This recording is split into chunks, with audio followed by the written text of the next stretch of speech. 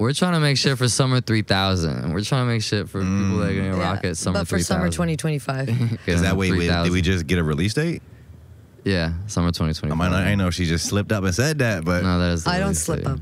Okay. It's gonna be a pop-up in New York City. The first 1,000 pairs available. I want to explain like Gaian. So Gaian is a word that we came up with, but it means like citizen of Earth. So picture like American Gaian, you know? So it's like, imagine this future where like, you know, maybe we're like a multi-planetary species at that point, and it's more about like what planet you come from, not like, you know. What city, what state, country. Yeah, exactly. Yeah. So that's the kind of world we're trying to paint, essentially. Kanye was like, make me a lab kind of thing. Bro said, make me a lab. I basically built the blueprint for Adidas's Speed Factory a few years back from that, and I was working with the president of what was then Yeezy. I basically built the fastest, most efficient sneaker prototype lab/factory in the world. After that, I started making the sneakers, the most famous sneakers on the planet. Wave Runner and everything else that had the Wave Runner bottom. So no money can split y'all up. No. We got tested, and we had no money at that time. We had like one, you know, little prototype. We didn't have like our CTO. We didn't have like all of our tech. Like that was real startup energy. It was very early, and he put a check for like, what was it, 3 or 5? I don't know. $5 million. He wrote it out. Whatever. Bro said 3 or 5. Like he. I know. Would you cut him off? Would you cut him off for $3 million? You better not, bro. Chill out. So this girl at Yeezy introduces you to Yasha. You had this great year that year. You guys are talking about, you guys meet. What do you guys think about the public's reception to it? Is the world ready? Because I know sometimes like the public doesn't necessarily want the newest tech. Like if we just look at iPhone versus Android. Android has always had more stuff than the iPhone, but for some reason the iPhone is more popular. It's like a beautiful thing. It's more user friendly. The public wants it more. It's more user friendly. It's more usable. So because the iPhone got the branding on lock too. Like their branding was good. Like the design, the experience. Like we're more of the Apple than the Android, basically. You're more the Apple? Oh yeah. Yeah. Okay. 100%. You'll see when we show it to you in the end. We're going to show you the shit. We always do the form follows function, and like the Bauhaus theory of like nothing extra is on it. It's just the pure design and the functionality of that design. So that's kind of what Apple is too. Bauhaus is like a school of design thought that marries form and function, like utility and style, essentially. But nothing like, extra on it. The design has to be designed in a way that enhances utility. So it's very utilitarian, utility focused school of design. And we like Bauhaus. Okay, so this was a bit of the history. Maybe we can fast forward now to the Climate Week. What was the Climate Week story? Okay, we're going back and forth, but I like it. We're gonna have to backtrack again after, but let's go back to Climate Week. So now we're in 2024, and September 2024. So we just fast forwarded, like 6-7 years or something.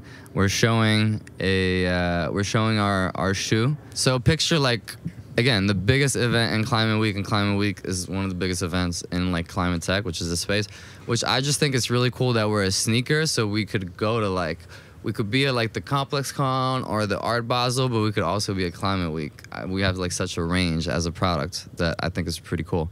But yeah, so picture like the best stuff coming out in this specific space, this climate tech. Yeah. And we had a booth there. It's probably like over 100 exhibitors and over like 1,500 attendees that were there.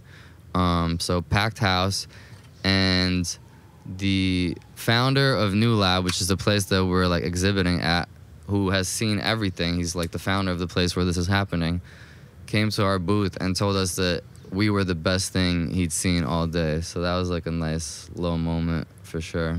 Yeah, that was I think cool. that meant a lot, because there was a lot of cool stuff. Like there was stuff that I've been hunting for a long time that have only been in research labs, or conceptually we have like one little tiny sample of it and it works, but haven't mass produced it yet. So what were some of those things? Like solar fabric, like fabric that had the solar panel tiles, like almost like nano tiles for clothing. Yeah, for any kind of accessory or clothing or tents. They were mainly showing them in like outdoor use, like tents and things like that. But I thought that was really interesting. There was a lot of real life applications. Can't even drop all that sauce on here. We gotta keep some. Yeah. The other people's stuff. You can, No, like stuff that we want to source for our stuff. We got. Oh. Yeah, you can.